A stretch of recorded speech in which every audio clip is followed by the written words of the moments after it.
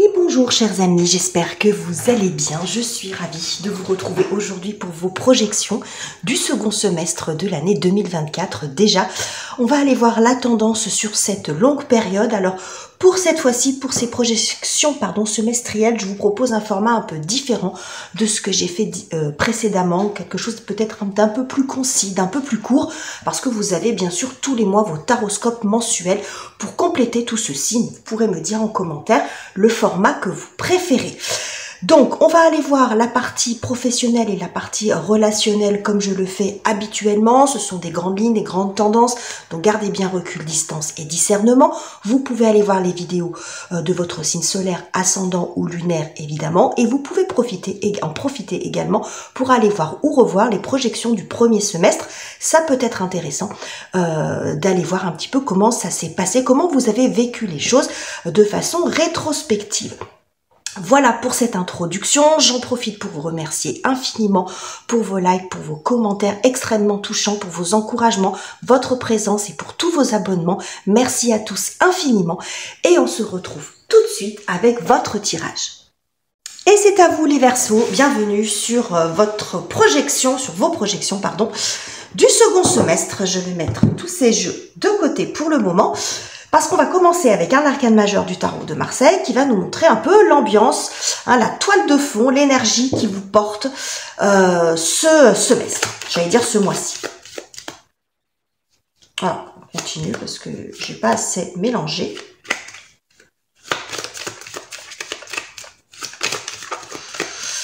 Ce sera celle-ci. Et nous avons l'énergie du chariot. Alors, le chariot, c'est un arcane d'avancement et de progression. Quand on a cette carte qui sort, c'est qu'on n'est plus dans le fait d'attendre, contrairement à l'énergie de l'amoureux. Donc on est dans le choix, on doit prendre son temps pour choisir, prendre des options, voire on est peut-être dans une phase d'indécision. En tout cas, dans l'énergie chariot, on prend les choses en main. Il y a l'idée vraiment de prendre son destin en main. Il y a du mouvement, il y a de la progression, il y a du dynamisme, il y a de l'optimisme. On avance tambour battant. Donc je pense que vous allez beaucoup avancer, progresser aussi, prendre les choses en main, ne pas attendre que ça arrive de l'extérieur. Peut-être qu'il y a de ça aussi. Je sens un petit peu ça pour vous les Verseaux. Peut-être que vous étiez un peu dans l'attente, que les choses, que tout se mette en place, que tout soit au vert pour pouvoir vous lancer et prendre votre décision. Et en fait, peut-être que vous vous rendez compte qu'il n'y a pas de scénario idéal, qu'il n'y a pas de choix idéal. Et là, vous tentez, vous osez, vous y allez. Avec l'idée de gérer les problématiques s'il y en a quand elles se poseront et au fur et à mesure. Et puis, si vous avez des opportunités, de les saisir au fur et à mesure. Mais vous voyez, il y a une énergie quand même assez jeune dans le chariot qui montre qu'on maîtrise pas tout à l'avance, mais que l'idée c'est quand même d'y aller, d'avoir suffisamment confiance en soi pour se dire je vais y arriver. Il y a beaucoup de volonté ici. Ok les amis. Donc on va aller voir maintenant, on va commencer par la partie professionnelle, la carrière, les études, les finances, les projets concrets. Ça va dépendre où vous en êtes dans votre vie.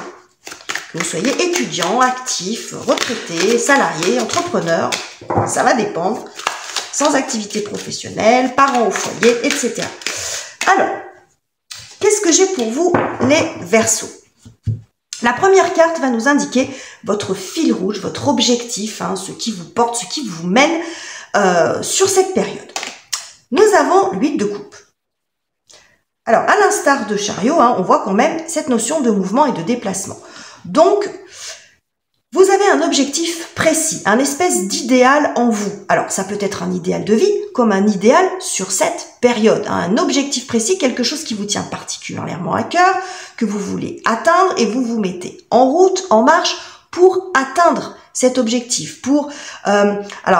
Le 8 de coupe, c'est la quête de la 9e coupe. Celle qui manque, celle qui va faire la différence, celle qui va faire que vous allez vous sentir plus heureux, plus épanoui, ou que, bon, vous voyez, il y a de ça. Il y a l'idée de combler quelque chose. Soit vous êtes dans une situation qui vous plaît pas du tout, soit, bon, moi, ce que j'ai plutôt ici, c'est que c'est pas tout, que tout n'est pas sombre, mais que c'est pas complètement satisfaisant. Donc, vous prenez les choses en main. Dites, je vais pas attendre que ça arrive vers moi et je vais faire en sorte d'aller chercher. C'est moi qui vais aller la décrocher, cette 9e coupe. J'ai quelque chose comme ça pour vous, les Verseaux. Alors, quel est l'obstacle face à vous? Le valet d'épée. énergie assez jeune aussi. Alors, pour certains, ça peut sentir la reconversion professionnelle ici quand même. Hein. Le page d'épée, c'est une énergie jeune qui nous montre que dans cette quête, dans laquelle voilà, cet objectif que vous voulez atteindre va passer par une phase de découverte, de formation, le fait d'apprendre. Peut-être que cette phase, c'est pas la phase la plus glamour pour vous, la plus intéressante. En tout cas, ça représente un obstacle, mais ça peut être pour plein de raisons différentes. Soit parce que ça nécessite un financement, donc c'est sur le plan des ressources que ça peut pêcher. Soit parce que ça prend du temps. Et que bon, vous n'avez pas, voilà, il y a cette notion de temps, peut-être une difficulté pour vous. Soit parce que vous doutez de vos capacités à apprendre. Est-ce que je vais vraiment y arriver? Soit vous retrouvez en situation d'apprenant, si dans votre boulot précédent ou actuellement vous êtes à l'aise, bon, vous vous remettez en situation de celui qui doit apprendre, de celui qui doit être formé. C'est pas forcément toujours confortable. Donc il y a une phase de découverte qui est pas forcément facile parce que si elle est là, ça veut dire aussi que vous ne pouvez pas, c'est qu'elle est nécessaire. Vous ne pouvez pas sauter cette étape. Voilà, c'est une étape qui est nécessaire pour que ça se passe bien, visiblement. Et elle est incontournable. Voilà, c'était le mot que je cherchais. Elle est incontournable, cette étape. Bon, donc vous n'êtes pas forcément très à l'aise avec ça, pour tout un tas de raisons, comme je vous l'ai dit, mais c'est cette notion de découverte, de formation, d'apprentissage qui est peut-être un peu compliquée. Alors, pour moi, à mon avis, c'est pas un très gros obstacle, mais ça se pose là quand même. Donc, qu'est-ce qui vient vous aider, vous soutenir, les Verseaux, par rapport à ce qu'on a vu ici? La reine d'épée. Alors ça, c'est pas mal. Intéressant. Alors cette reine d'épée, elle montre quand même une très grande détermination. Surtout quand on voit comme elle est illustrée. Elle a un cap. Vous voyez, elle ne déroge pas de son cap. Donc je pense que vous êtes extrêmement déterminés, les Verseaux. Donc même s'il y a cette phase-là d'apprentissage, vous n'allez pas vous laisser décourager. Hein. La reine d'épée, vous avez un objectif précis. Donc même si il y a des, comme je vous l'ai dit, hein, avec le chariot, même s'il y a des obstacles, vous saurez les surmonter. Vous saurez trouver des solutions parce que cette étape, elle est incontournable, mais vous saurez gérer les solutions. Vous allez les trouver, les solutions, ou trouver suffisamment de confiance en vous pour franchir ce cap. Parce que là, il y a beaucoup de détermination. Vous savez très clairement où vous voulez aller. Il y a un objectif très précis pour vous. Hein. C'est ce qu'on voit. Hein. Vous voyez, cette reine, elle montre la direction dans laquelle elle veut aller. Je vais droit devant. Donc, s'il faut passer par cette phase, eh ben, je la ferai quand même, j'y arriverai et je poursuis mon objectif, je poursuis mon but. Ce que ça me montre aussi, le combo de ces deux cartes, c'est que si vous doutez de votre capacité à apprendre, je vois une évolution ici très rapide. Vous allez apprendre rapidement. Vous avez cette capacité-là. Vous allez emmagasiner les formations, les informations, vous allez vous en sortir. Et je vois une évolution assez rapide ici pour vous. Hein. Une ascension rapide, une intégration des informations. Il y a beaucoup d'intelligence, hein. Beaucoup d'intelligence, beaucoup de finesse d'esprit. Hein. Vous allez arriver à vous en sortir. Là, cette phase de formation, pour moi, c'est peut-être que vous pouvez le vivre comme un obstacle parce que vous n'êtes pas à l'aise, mais vous allez très très clairement vous en sortir et arriver à dépasser peut-être ce stress-là. Hein. Très très joli les Verseaux. Alors jusqu'où ça vous mène? Où ça vous mène tout ça, les amis? Alors nous avons un roi de bâton. Alors c'est intéressant d'avoir cette carte ici parce que vous noterez l'évolution. Valet, dame, roi. Donc voyez cette progression. C'est ce qu'on nous dit du début avec le chariot. Le chariot, c'est la progression, c'est l'avancement. Donc vous allez mener votre barque, les amis, jusqu'au bout. Et vous allez passer par l'étape d'apprentissage. Vous allez, vous voyez, passer les étapes les unes derrière les autres et vous allez aboutir au mode roi de bâton. Atteinte de ses objectifs. Ça nous parle de succès quand même, ce roi de bâton. De succès, de charisme. Alors si certains visent des postes à responsabilité, par exemple, bah, vous pourriez bien obtenir, hein, arriver à ce parcours, aller au bout de votre parcours. Pour certains, ça peut être d'ouvrir leur boîte ou d'obtenir un diplôme. Il y a une espèce de couronnement quand même qu'on voit à la fin. Donc, il y a quand même du succès, un aboutissement. Voyez d'où vous partez et où vous arrivez. Donc, il y a une très, très belle progression.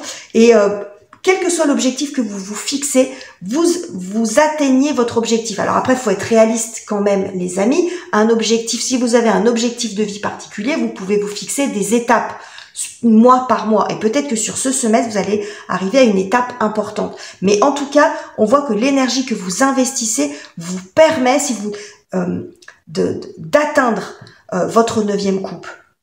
Mais ça passe aussi par une grande, comment dirais-je, beaucoup de discipline. Voilà.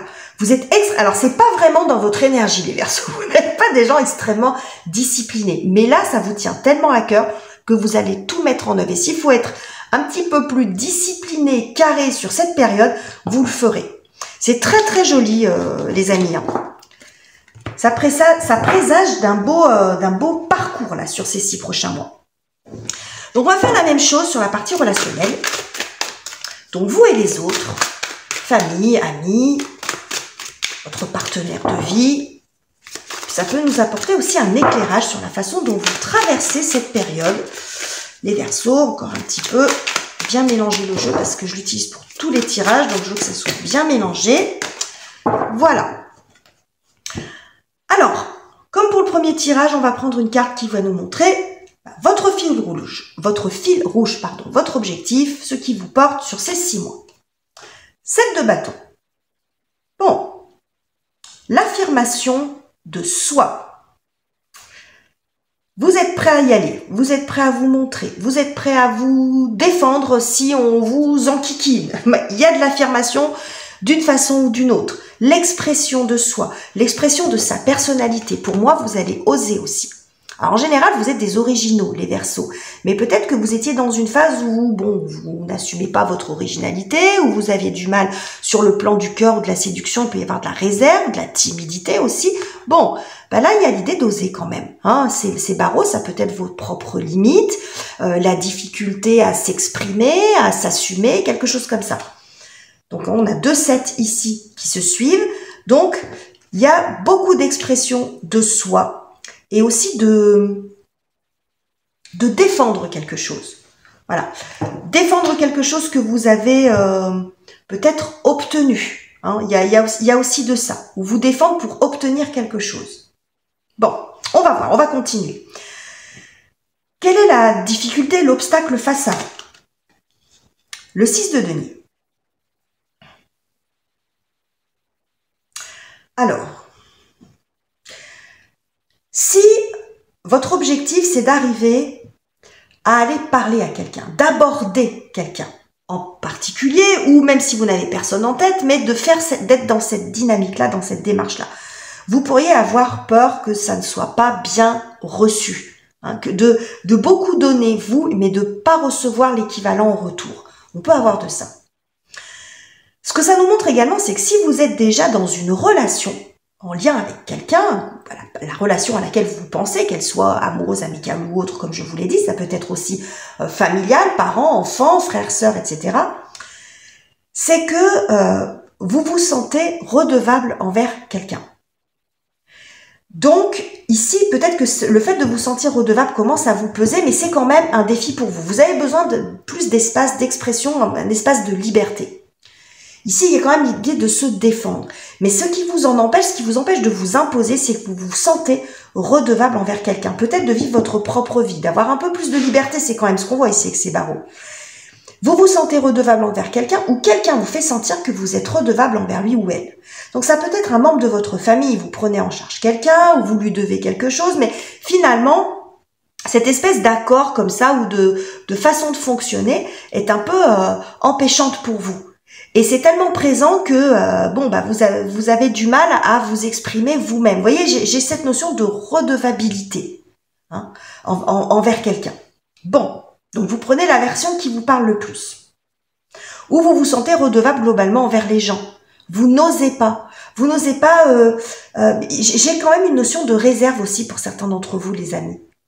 Hein, c'est pas que vous vous sentez supérieur aux autres, mais...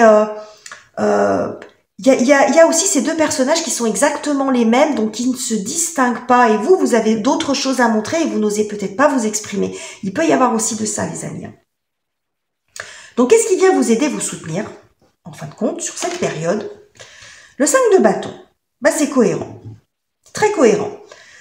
Alors, 7, 6, 5. 7, 6, 5. Alors, dans des 6 de denier, on a le feu de chaque côté. Bon.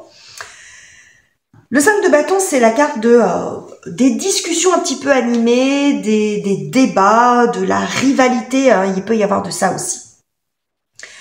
Alors, la façon dont est illustrée cette carte, c'est que, moi ce que je crois, c'est que vous allez quand même parvenir à vous imposer, alors sans forcément tomber dans l'agressivité, mais vous allez remettre un petit peu les pendules à l'heure en remettant un peu chacun à sa place, chaque chose à sa place et chacun face à ses responsabilités. Parce que ce côté, tu m'en dois une, t'es redevable, tu me dois quelque chose, je me suis occupée de toi quand t'allais pas bien, donc maintenant tu peux pas me laisser tomber. Vous voyez, ça peut être ce genre de discours. Il y a un moment où c'est pas possible parce que ça devient une charge en fait. Ça devient une dette. Vous voyez, parce que là, le 6 de denier, c'est la carte de la charité à la base. Donc ça devient comme une espèce de dette morale que vous portez envers quelqu'un, par exemple. Bon, là, vous remettez chaque personne en face de leur propre responsabilité. Voilà. C'est pas que vous quittez le navire, mais c'est chacun, vous prenez vos responsabilités, mais chacun prend les siennes. Et vous remettez, vous voyez, chaque pièce revient à sa place. Donc ça peut passer par des débats, des discussions un petit peu animées, mais vous êtes prêt à le faire, parce que c'est votre objectif quand même. 7 de bâton, comme je vous l'ai dit, on se défend, vous défendez vos intérêts. Voilà, vous sortez de ce fonctionnement-là qui arrive un petit peu au bout et qui commence à vous casser les pieds, finalement, les Verseaux. Alors, où est-ce que ça vous mène, tout ça? Le roi de bâton. Alors, c'est intéressant parce que sur votre tirage professionnel, on va dire, le premier tirage que je vous ai fait, la dernière carte qui est sortie, c'est le roi de bâton.